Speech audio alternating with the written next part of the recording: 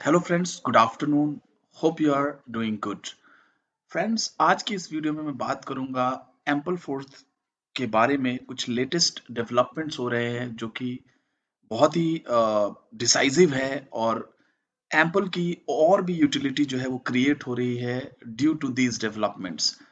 तो ये सारी चीजें इस वीडियो में आप लोगों के साथ शेयर करूंगा, और कोशिश करूंगा एक छोटा सा प्राइस प्रिडिक्शन भी आप लोगों के साथ शेयर करूं बेस्ड ऑन दीज डेवलपमेंट्स, और मैं पर्सनली क्या सोचता हूं। So will do some price prediction कि कितना मार्केट कैप एम्पल फोर्ड का इंक्रीज हो सकता है जैसे जैसे डिमांड जो है वो बढ़ेगा एम्पल फोर्ड टोकन का। तो चलिए इस वीडियो को शुरू करते हैं, और अगर अभी तक आपने मेरे चैनल को सब्सक्राइब नहीं किया तो सब्सक्राइब करें, शेयर करें, लाइक करें, और हमेशा की तरह डिस्क्लेमर, मैं कोई फाइनेंशियल एडवाइजर नहीं हूं। So please do your own research. Friends, अभी एक टीम है, प्रोजेक्ट है जिसका नाम है आर ग्लास, आवर ग्लास। इन्होंने अभी हैकाथॉन जो है वो एम्पल और चेन लिंक ने हैकाथॉन किया था, उसके ये विनर हैं। और ये डेरिवेटिव मार्केट जो है वो क्रिएट कर रहे हैं बेस्ड ऑन एम्पल फोर्थ। तो जो एम्पल टोकन है वो अंडरलाइंग एसेट है, और उसके प्राइस मूवमेंट के बेसिस पे जो वो डेरिवेटिव प्रोडक्ट है उसमें जो है वोलेटिलिटी होगी। तो यू कैन थिंक लाइक, जैसे ट्रेडिशनल मार्केट में कॉल ऑप्शन पुट ऑप्शन होता है, जहाँ पे जो स्टॉक होता है वो अंडरलाइंग एसेट होता है, और उसके मूवमेंट पे जो है वो कॉल या पुट ऑप्शन में फ्लक्चुएशन होता है। तो आप ऐसा कुछ समझ लो कि ये डेरिवेटिव सेगमेंट है, और ये एम्पल पे बेस्ड है, यानी कि इलास्टिक फाइनेंस पे ये बेस्ड डेरिवेटिव प्रोडक्ट्स जो है वो लेके आ रहे हैं। तो इसको बहुत ही सिंपली मैं आप लोगों को समझाऊं, मैंने भी अभी इसको पूरा डिटेल में डीपली स्टडी नहीं किया है, लेकिन मोटा मोटा मैं आप लोगों को समझाऊं तो इसमें जो आप एम्पल है अपना, उसको आपको डिपॉजिट करना है इसके आर ग्लास के पूल में। यहाँ पे ऑप्शन है, आप देख सकते हो यहाँ पे डिपॉजिट का ऑप्शन है। अब ये टेस्टनेट पे है। और तो जब आप एम्पल यहाँ पे डिपॉजिट करते हो तो आपको तीन ट्रांचेस में आपको जो है ट्रांच टोकन मिलता है। A tranche, B tranche and G tranche. तो ये रेशियो है, ये स्टैंडर्ड रेशियो है। 20% जो आपका वैल्यू होता है, मतलब टोकन का, एम्पल जो आप डिपॉजिट करते हो, वो 20% ट्रांच ए में रहता है, 30% ट्रांच बी में, और 50% जो होता है वो ट्रांच जी में होता है। तो इससे बेसिकली क्या फायदे हैं और किस तरीके से जो लोग हैं इसको यूटिलाइज कर सकते हैं, जो मैं समझ पा रहा हूँ वो मैं आप लोगों के साथ शेयर करूंगा। जो ए ट्रांच है वो स्टेबल ट्रांच है, यानी कि जो भी आपका एम्पल ए ट्रांच, जो आपका बैलेंस ए ट्रांच का है, वो उसमें कोई भी मूवमेंट नहीं होगा अनलेस कि एम्पल का जो प्राइस है स्पॉट में वो 80% से ज्यादा डिक्रीज हो, यानी कि 80% का अगर करेक्शन होता है, then your A tranche will lose any value. B tranche जो है वो मिडिल ट्रेंच है। यहाँ पे अगर 50% एम्पल गिरता है तब जाके उसका कुछ वैल्यू लूज होगा। तो मेनली जो है ए ट्रेंच और जी ट्रेंच का ज्यादा यूसेज है। जी ट्रेंच जो है वो पूरा का पूरा आप समझ लो कि एम्पल के रीबेस पे बेस्ड है। और अगर एम्पल जो है वो 50% से डिक्रीज होता है तो यहाँ पे आपका जो जी ट्रेंच है वो जीरो हो जाएगा। लेकिन अगर ये 50% इंक्रीज होता है आपका स्पॉट में, तो यहाँ पे 200% का आपको इंक्रीमेंट मिलेगा। यानी कि समझ सकते हो कि जो जी ट्रांच है ये आपका 2x लॉन्ग है एम्पल पे। यानी कि एम्पल स्पॉट में अगर 50% का इंक्रीमेंट होता है तो आपका जो जी ट्रांच है वो डबल रेशियो से जो है वो इंक्रीज करता है, यानी कि 2x लॉन्ग है जी tranche.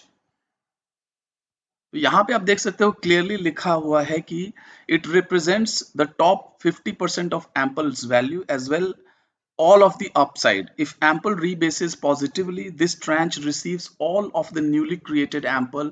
Similarly, if ample rebase negatively, this tranche receives all of the downside until the 50% mark when the lower tranches start to.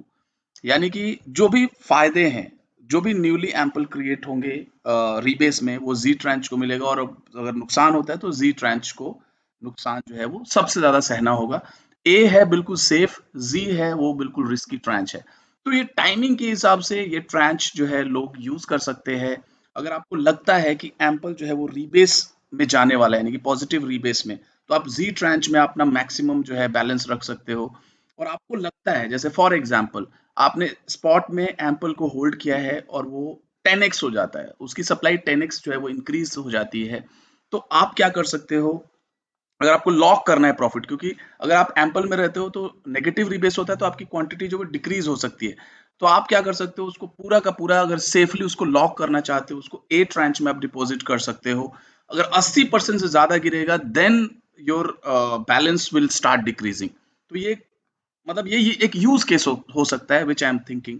और जो सबसे बड़ी बात है वो ये है कि ए ट्रांच और बी ट्रांच, इसके अगेंस्ट आप लोन ले सकते हो। मतलब यूएसडीटी अगर आप अपना स्टेबल, क्योंकि एम्पल का जो प्राइस है वो ऑलमोस्ट स्टेबल रहता है 95 98 सेंट से $1 के आसपास। तो वहां पे आपको पूरा वैल्यू का, यानी कि अगर आपने जैसे 50 आपके ए ट्रांच है, बैलेंस 50 टोकन है ए ट्रांच में, तो आप 50 यूएसडीटी जो है वो लोन ले सकते हो। और आपको जब जब जब भी मेच्योरिटी होगी, then you have to repay your loan. तो आप अपने एम्पल पे लोन भी ले सकते हो, जो कि अभी तक मतलब आवे में नहीं है। एम्पल में आप उसको कोलेटरलाइज नहीं कर सकते हो, लेकिन यहाँ पे आप चाहो तो इसको ये ट्रांचेस के थ्रू कोलेटरलाइज करके उसके अगेंस्ट यूएसडीटी भी ले सकते हो। यहाँ पे आप देख सकते हो, ये सिंपल डेमो दे के समझाया हुआ है। अगर आप 100 एम्पल डिपॉजिट करते हो तो आपको 20 ए, 30 बी और 50 जो है वो जी ट्रांच मिलता है। अगर 25% जो है एम्पल रीबेस देता है, तो ऑलमोस्ट डबल आपकी क्वांटिटी हो जाती है। यानी कि अगर आपके 50 एम्पल हैं जी ट्रांच में, अगर आप 25% स्पॉट में इंक्रीज होता है तो 62 एम्पल आपका होता है। लेकिन यहाँ पे आप ऑलमोस्ट डबल का इंक्रीमेंट है, यानी कि 50% का इंक्रीमेंट है। सिमिलरली यहाँ पे 25% अगर डिक्रीज होता है तो डबल का डिक्रीमेंट है, यानी कि डिक्रीज होता है यहाँ पे आपका एम्पल। इसका एक वीडियो भी है, मैं आप लोगों के साथ वो वीडियो भी शेयर करूंगा, डिस्क्रिप्शन में ऐड करूंगा, आपको देख सकते। ये कस्टमाइजेबल भी है, ऐसा नहीं है कि मतलब ये स्टैंडर्ड फॉर्मेट है। बट आप चाहो तो खाली जी ट्रेंच में भी डाल सकते हो, चाहे चाहो तो खाली ए ट्रेंच। तो डिपेंडिंग अपॉन द टाइमिंग, अगर आप स्पेकुलेटर हो तो आप जी ट्रेंच में स्पेकुलेट कर सकते हो। आप अगर कंजर्वेटिव इन्वेस्टर हो और आपको लगता है कि आपको गेन को लॉक करना है, तो आप ए ट्रांच में रख के उसके अगेंस्ट लोन ले सकते हो। तो ये मतलब एम्पल का एक यूज केस जो है वो क्रिएट करने की कोशिश की जा रही है। हालांकि अभी बिल्कुल ये नया है, अभी अल्फा वर्जन इसका है, अभी बीटा भी लॉन्च नहीं हुआ है, टेस्टनेट पे अभी लोग इस पे टेस्ट कर रहे हैं। तो आगे देखेंगे कि कैसे ये पैन आउट होता है। अभी से कुछ भी कहना इतना जल्दबाजी होगी इसके अंदर, बट मेरे को लगता है ये बहुत ही जबरदस्त प्रोडक्ट जो है वो एम्पल पे आ रहा है। और this could be just this will be just just a beginning, मुझे लग रहा है। और बहुत सारी चीजें जो है एम्पल पे जो है वो आ सकती हैं। तो जो इलास्टिक फाइनेंस है, इसी को हम इलास्टिक फाइनेंस बोलते हैं, कि पूरा का पूरा जो अंडरलाइंग एसेट है वो इलास्टिक टोकन है और उस पे बेस्ड ये डेरिवेटिव प्रोडक्ट है। तो इलास्टिक फाइनेंस का जो फर्स्ट मूवर है वो एम्पल फोर्थ है, और इसका एडवांटेज भी जो है वो एम्पल ले सकता है। A lending protocol that produces financial derivatives which are built on top of Buttonwood's Mooncake app, which is built on top of the Ampleforth protocol. So in order to understand Hourglass, it's important we first understand the layers beneath it. In order to understand Ample, we first need to take a look at Bitcoin. You have Bitcoin does not ever change. As a result, if there's volatility in demand, there will also be volatility in price. In contrast, Ampleforth's price is relatively stable in response to demand. Ample does this by using a feedback loop through a Chainlink oracle to fluctuate its supply instead. For a more detailed explanation on how this works, click this link. It's important to note, however, that Ample's market cap is not stable either. This is because market cap is simply supply multiplied by the price. In fact, Ample's market cap is expected to follow this type of. Now we can talk about Buttonwood's Mooncake app. Users deposit Ample into Mooncake, which will slice Ample into an A tranche, a B tranche, and a Z tranche. Ample's supply will fluctuate until the end of the bond, at which point tranches A and B get first dibs on the underlying, but they only get to take their fair share. This lets the Z tranche get to keep everything that's left over. For a more detailed explanation of how this works, click here. The important takeaway is that since A tranche gets to redeem first, it is protected against Ample's rebase effect as long as supply doesn't drop below 80%. In exchange for giving A and B that safety, the Z absorbs the rebase effect of its own Ample plus that from the A and B tranches. This makes Z a 2x long position with higher risk and higher reward.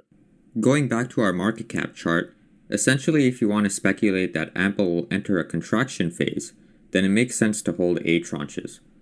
If you want to speculate that Ample will continue expanding, then it makes sense to hold as many Z tranches as possible. But what if you want to speculate that we're here, about to enter an accumulation phase? Or here, where we're about to enter an expansion cycle? This is where Hourglass comes in. Hourglass lets users deposit their AZ tranches into a contract with two compartments that can be visualized as such. In return, Hourglass provides A prime.